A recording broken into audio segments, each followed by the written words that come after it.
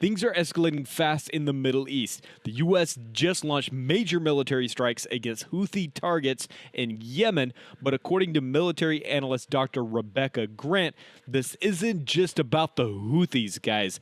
This is a direct message to Iran. With China backing Iran, global tensions are rising. The stakes couldn't be higher. What does this mean, guys, for America? What does it mean for our military? The future stability in the region? Let's take a look at what Dr. Grant had to say. Yes, the Houthis are the target, but it's just as much a message to the Ayatollahs in Tehran, isn't it? Yes, it is. And all I can say about these strikes is, finally, this situation in the Red Sea has dragged on just far, far, far too long. What I'm hoping is that we'll see a really consistent and sustained campaign against the main targets that the Houthis are using to attack shipping. And that should include everything from weapon storage to command and control and radar sites.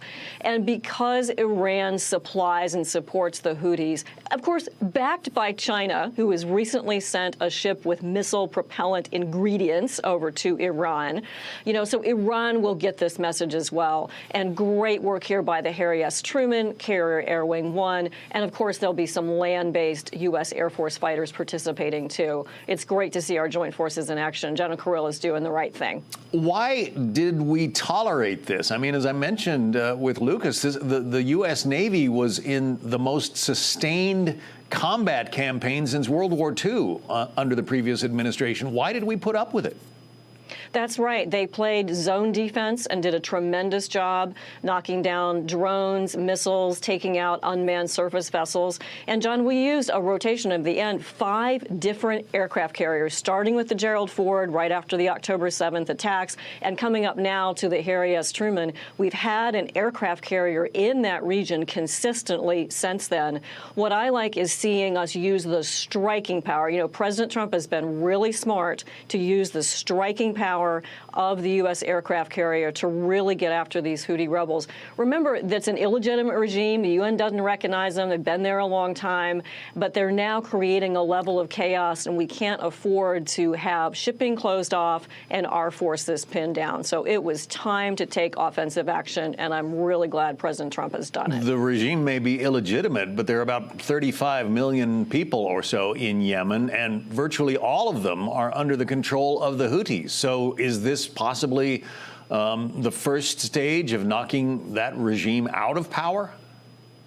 Interesting question. I don't know if regime change is the goal here. I think we really want to see them take out military capability. That will be the primary job. I would not be surprised to see these strikes go on for a little bit. And then, again, this has really got to send that message to Iran to stop supplying. We want to take out the weapon storage areas, the radar sites. And Iran has a ship there that they use to help the Houthis target maritime traffic. We need to end all of that. And so I hope the Ayatollah is really going to reconsider his military support down there, and that we use our U.S. military forces in a way that makes a very strong statement that we're done. We're done with these attacks against international shipping. This cannot go on, no matter how much Yemeni Houthi military capability we have to blow up. Yeah, the Houthis are already saying that 9 civilians have been killed in these attacks, 9 injured. That, according to the health ministry that the Houthis run. In a situation like this, you probably cannot avoid civilian casualties, but given the level of bombardment that is apparently underway, I'm surprised if that number is real, and we don't absolutely have a way to verify that, but I'm surprised there aren't more. Avoiding civilian casualties is a big requirement. This is part of the reason for striking at night. And remember, every target selected goes through a collateral damage evaluation, particularly if it's a building that's close in among some civilian facilities. But the vast majority of these things are straight up legitimate military targets, active radar sites, active missile launch sites, et cetera. And I know that our planners in Central Command are being extremely careful to target military targets. That's what they want to hit. They don't want to waste ordnance either. We don't want to see collateral damage. They want to get after their target objectives and get that task done. President Trump liked to point to the fact that during his first term there were no wars launched, but is this tantamount to launching a war against the Houthis? reminds me more of President Trump's first-term campaign against ISIS, when in a pretty short amount of time he wiped out the rest of that caliphate. I think it would be great for the Houthis to meet the same fate of being militarily taken apart as a viable military operation. They're doing absolutely no good. They are terrorists, they are pirates, they are affecting world shipping, and they've launched strikes against Israel. And what a mistake they made to pop back up, trying to influence events in Gaza yet again. Now they're going to feel the full weight of U.S. military power with the aircraft carriers, our fighters. B-2 bomber wouldn't surprise me as well, and that's due to President Trump. You know, the new sheriff in town, we are doing a new policy, and this is it for the Houthis. I kind of wonder if they're the equivalent of the last man standing. I mean, Iran has its proxy armies, Hezbollah and Hamas. Those have been decimated by the Israelis. Now they've got the Houthis are sort of the last big force left, aren't they? And you know, is Iran about to see a triumvirate of defeats, I guess, among its proxy forces? An excellent point. And as much as Hamas and Hezbollah have been decimated, I'd like to see the Houthi armament capability go down.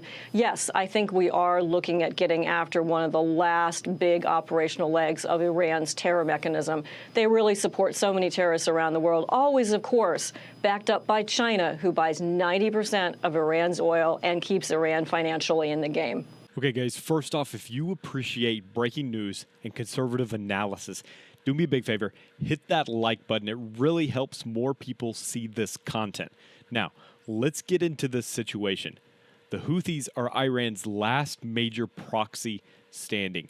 Dr. Grant pointed out that Hezbollah and Hamas have already been largely dismantled by Israeli forces. Now, the Houthis are the last major militant group that Iran is backing in the region. The big question is, guys, and you got to think about this, will these U.S. strikes be enough to cripple them, or is this just the beginning of a larger conflict? This was a direct message to Iran. The U.S. didn't just target Houthi sites.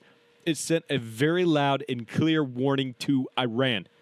Iran has been supplying weapons, they've been supplying intelligence, resources to the Houthis, with China playing a key role in keeping Iran financially strong. So, is this the U.S. finally putting its foot down?